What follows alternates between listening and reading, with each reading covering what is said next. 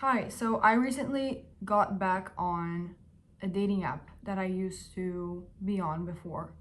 Not that much, because generally I kind of disagree with the concept of dating apps in general. Like it's not something that I would love to spend time on. No. So let's think about the general concept of dating apps and why it's not okay for me. Basically, they're asking you to do an account, to make a profile, and put everything that you can think of about yourself. Accomplishments, achievements, what you like, what you dislike about yourself. They're essentially asking you to summarize your character in a page, in a profile, put some pictures, slap some pictures on it, the best ones, because they're gonna be the things that you get judged on the most. It should be yourself, full body pic, the ones where you're most beautiful, whatever that means. And then you can add some for like character, some that are like funny or like they showcase your personality well, blah, blah, blah. Now, just with this fact alone, I already see a problem because I believe humans are so incredibly nuanced and really incomprehensible on a material level that you can't really put your whole being, your, I don't know, 25 years of living, 30 years of living in a few photos. That's not a good representation of you. That's like asking, I don't know. That's like asking a war veteran to show one of his medals. What's that gonna tell me? One thing? What do I get from this? Okay. So that's one thing I disagree with. Second thing that I noticed immediately was that it's an incredibly low vibrational space to be in. So everything on the internet, I don't know if you agree with this, but this is just my theory, my way of thinking. Everything on the internet and off the internet actually is a shared collective experience. Nothing exists in a bubble. Everything is context and we are interlinked with each other and we experience things on a subconscious level together as one, as a big unity. So once you get on something like a dating app, what's the general idea of a dating app? Who's going to be there? It's people that believe that they can use technology to represent themselves a certain way and then meet people to fill the hole that they're feeling. Most of those people either are looking for hookups or they might be looking for a serious relationship, but they're looking at it like like promptly. They want it to happen now. They're not, for some reason, ready to go the slow way. They're not ready to put in the actual effort of meeting someone naturally out there. It's more so people that want a quick fix to loneliness, or at least that's how I understand it. But like, of course, there's exceptions. Don't quote me on this because I know there's exceptions, of course. But the general idea is such. So ultimately, we get two things that I already disagree with. First of all, it's really low vibrational. It's people chasing attraction instead of having it organically in real life. And second of all, it's you trying to summarize your character into literally a single profile, which is just not doable in any way. So I got back on this dating app, right? And first of all, of course it's fun. Of course I get the appeal for the first couple swipes, for the first couple days. I get it. I get the appeal. It was so fun to you get addicted to the hit, right? Because you just swipe people left and right and you're just, oh my God, who's gonna show up next? Like, is it gonna be my soulmate? Is it someone that I get to build a life with? Is it someone important that I'm gonna meet next? Most of the time that's a no. Most of the time that's not what happens, of course. But you do still get the hit because sometimes you do get someone that you're genuinely attracted to and that you want to pursue something with, and that's like an amazing feeling, of course, that we're all chasing.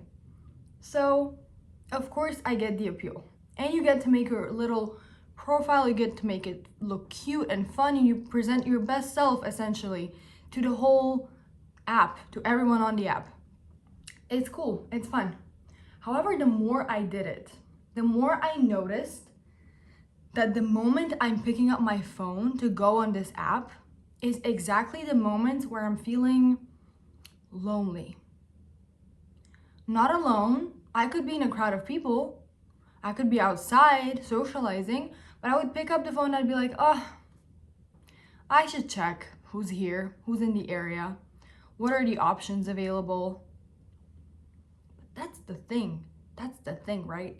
People are not options available. People, human existence is not an app for me to swipe on.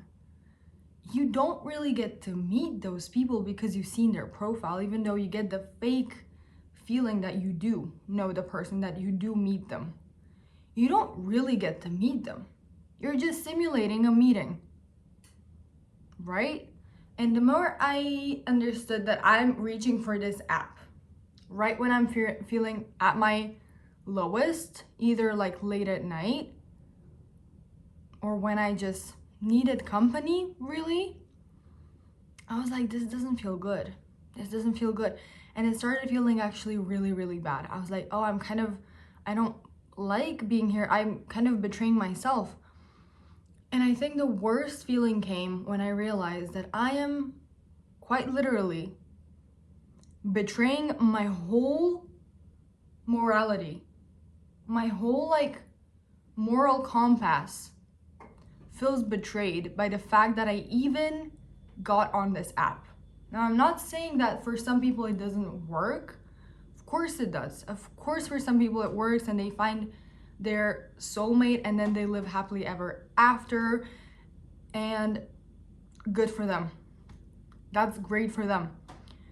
For me, I know how I look at things and romance and dating, and it's never been this. It's been so, first of all, I develop a crush really, really hard. Like I can't just find someone and like them. It takes months, sometimes years of exposure, of getting to know each other. I'm a slow burn type of person, really. And second of all, I'm also like a very natural type of person, like go with the flow type of person.